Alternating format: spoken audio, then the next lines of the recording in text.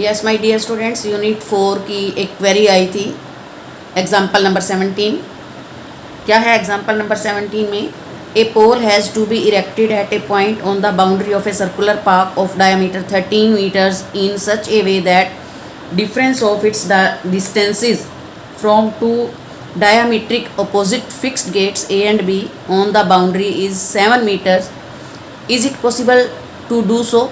If yes, at what distances from the two gates should the pole be erected? क्या सम है? एक circular park है। सबसे पहले अपने को एक सर्कल कंस्ट्रक्ट करना है, बनाना है, ड्रा करना है। उसका डायामीटर 13 शो करना है। क्लियर?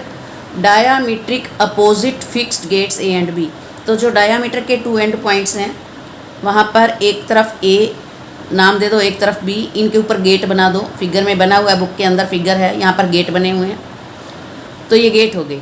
वो कहता है कि इस बाउंड्री पर वो एक पोल लगाना चाहता है, चाहे वो इस तरफ लगाए या इस तरफ लगाए, क्योंकि डायामीटर ने 2 हाफ सर्कल बना दिए, सेमी सर्कल बना दिए। तो एक गेट लगाना है, पोल।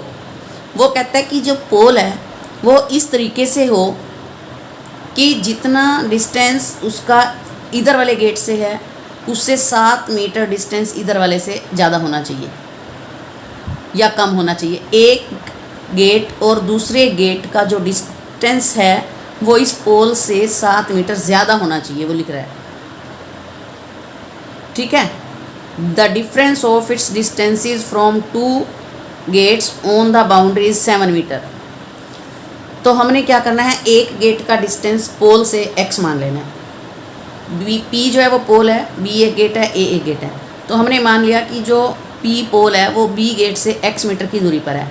तो A गेट से वो x + 7 मीटर की दूरी पर होगा, क्योंकि डिफरेंस 7 है अकॉर्डिंग टू द स्टेटमेंट।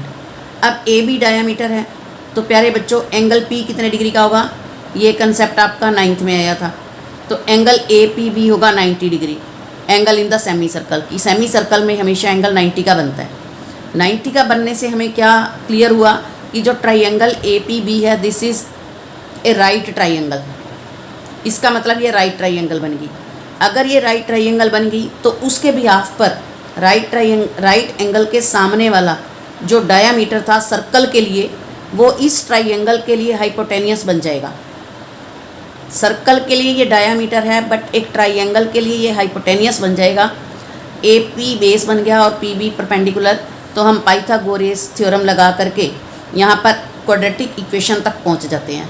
तो ये बन गई हमारी x² + 7x - 60 = 0।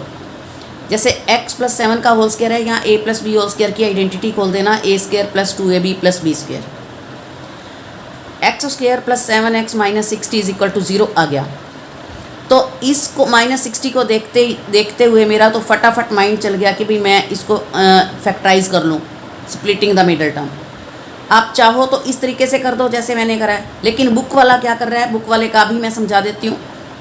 बुक वाले ने कहा है is it possible to do so, कि क्या ऐसा पोल लगाना पॉसिबल है।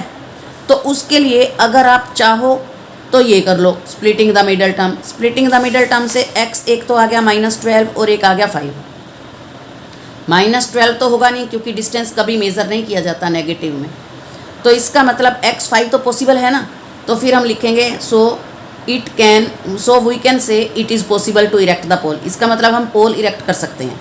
अगर कर सकते हैं तो पोल P जो पोल है उसका B से डिस्टेंस कितना होगा 5 और A से कितना होगा 7 ज़्यादा तो 12। तो ये आंसर आ जाएगा। इसके साथ साथ अगर आप बुक के हिसाब से चलो तो x² + 7x - 60 = 0 आ गया। तो वहाँ आप डिस्क्रिमिनेंट निकाल के दिखा दो, b² - 4ac। अगर वो ग्रेटर देन 0 आता है और आएगा भी ग्रेटर देन 0 आएगा तो आप लिखोगे कि yes it is possible to erect the pole. ये अगर ग्रेटर देन 0 है तो 2 डिस्टिंक्ट रूट्स निकल जाती हैं ना, तो इसीलिए वो पॉसिबल है। और उसके बाद चाहे आप क्वाड्रेटिक फार्मूला लगा दो, क्योंकि b² - 4ac तो निकला ही पड़ा होगा, तो आप वहाँ पर क्वाड्रेटिक फार्मूला लगा करके भी इसको सॉल्व कर सकते हैं। तो ये था आपका example number 17। Try to understand. Thank you.